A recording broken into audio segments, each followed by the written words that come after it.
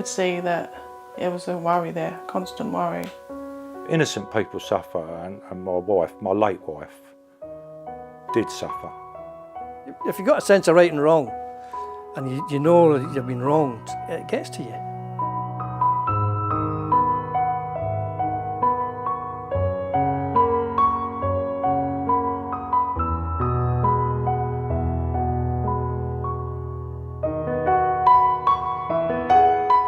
I was blessed with 2 young children, Jessica and Peter. Yeah, and happily married. And it became a struggle. What, you know, most unemployed people, many a time, Avril and I would go without, you know, a good stable diet in an effort to feed our children. My mum was quite stressed at times, quite emotional. Bouts of depression looking back now. You know, there'll be arguments in the house. Now I know, because it'd be a constant worry, no light at the end of the tunnel. Every time you try and get on with a major company, it's blank. You're getting a blank. There's also the anger and the frustration, not knowing what's happening, and sort of a knowing, sort of guessing, but not being able to prove it. That's just really an annoying sense of injustice all the time, that you're, you know, what's going on? We had 4 children. We had 3 at school and Kelly was 2. It was hard work trying to work out the money that you'd got to pay the bills and buy the foods. We never had anything. Not Dad or I, we never had anything. It was hard for me and her, really. And how we didn't split up, I don't know. I was totally blacked, and then I was out of work for 8 years.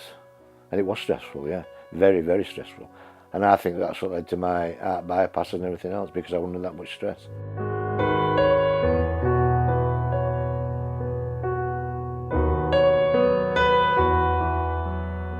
I'm immensely proud of what Unite has achieved, millions of pounds in compensation, and we received an apology in respect of their behaviour.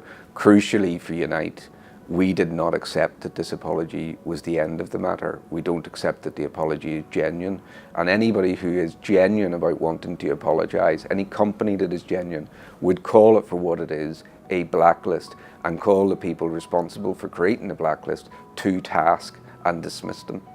It is exactly what the statutory definition is of a blacklist. What is missing is accountability. So Unite calls for a public inquiry and says that those companies who are guilty of this behaviour should not be allowed to involve themselves in public procurement contracts until they have genuinely cleansed themselves about the behaviour of the past.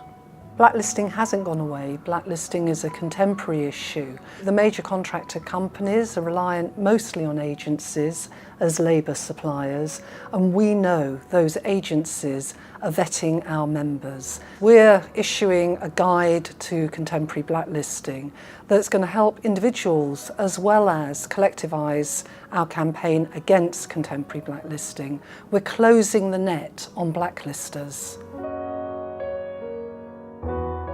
Blacklisting is evil. It destroys families, it destroys lives. We've had many cases of people not being able to work and committing suicide, and obviously breaking up families. So it's fantastic that Unite has led this campaign against the corporate giants of the construction industry.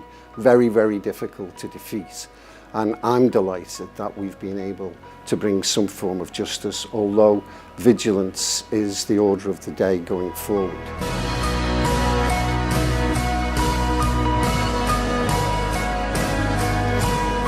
It's disgusting. It's wrong. You know, like, you wouldn't think that shouldn't be going on in this day and age.